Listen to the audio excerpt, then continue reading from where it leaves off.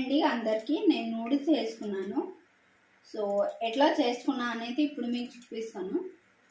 కాకపోతే నా video skip చేయకుండా లాస్ట్ వరకు చూడండి. ఎందుకంటే నేను నూడిల్స్ ఎట్లా చేస్తున్నా అని మాత్రమే చెప్పలేదండి, చాలా టిప్స్ యూజ్ చేసి వీడియో చేశాను. సో ఇంట్లో చేసుకునేటప్పుడు మీరు ఆ టిప్స్ యూజ్ చేస్తే కానీ రెస్టారెంట్ స్టైల్ నూడిల్స్ ఇంట్లోనే చేసుకోవచ్చండి. సో అది ఎలా అనేది ఇప్పుడు మీకు చూపిస్తాను. గిన్నె పెట్టుకోండి.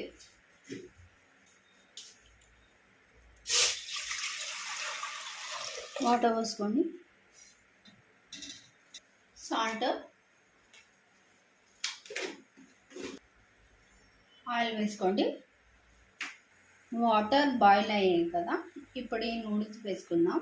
ఈ నూడిల్స్ విరగొట్టాల్సిన అవసరం లేదు, అట్లానే వేసాక కలపాల్సిన అవసరం కూడా లేదు.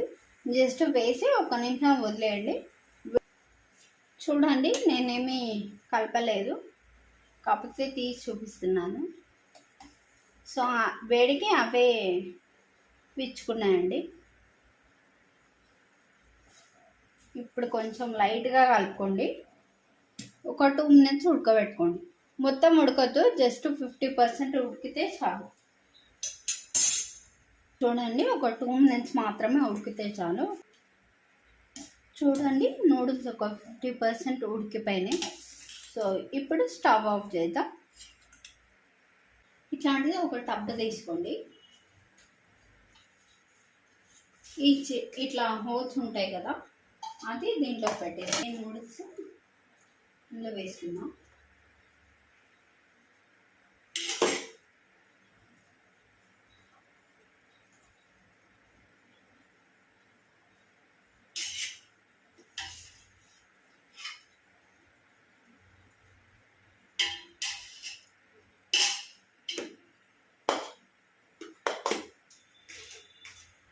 ఇప్పుడు ఇందులో ఐస్ వాటర్ వేయండి.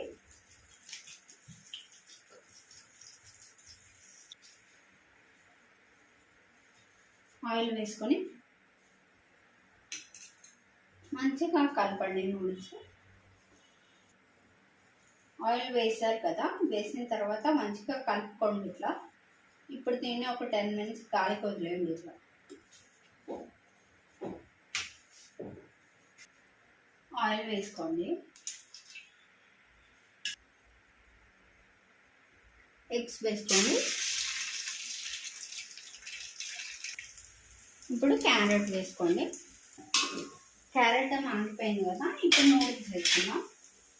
అంతా ఒకసారి పడేసినట్టు వేయకండి, కొద్ది కొద్దిగా పరచుకోండి.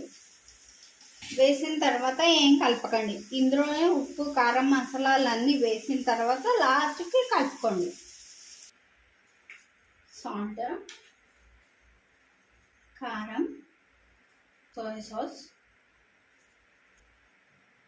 చిల్లీ సాస్, టమాటా ketchup, noodles masala.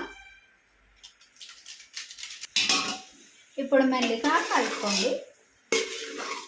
First noodles వేసినప్పుడు కలుపుకొని మళ్ళీ మసాలాలు వేసినాక కలిపి అట్లా 2-3 times కలుపుతూ ఉన్నారనుకోండి, వేడికి విరిగిపోతాయి నూడిల్స్. మసాలాలన్నీ వేసిన తర్వాత లాస్ట్ ఒకసారి కలుపుకొని మూత పెట్టుకొని 2 minutes ఉడికించుకోండి. చూడండి నూడిల్స్ ఎంత బాగుందో, ఒకదానికి ఒకటి అతుక్కోకుండా తీగలు తీగలుగా ఎంత మంచిగా వచ్చిందో. నా వీడియో నచ్చితే please like, share and subscribe. Thank you for watching.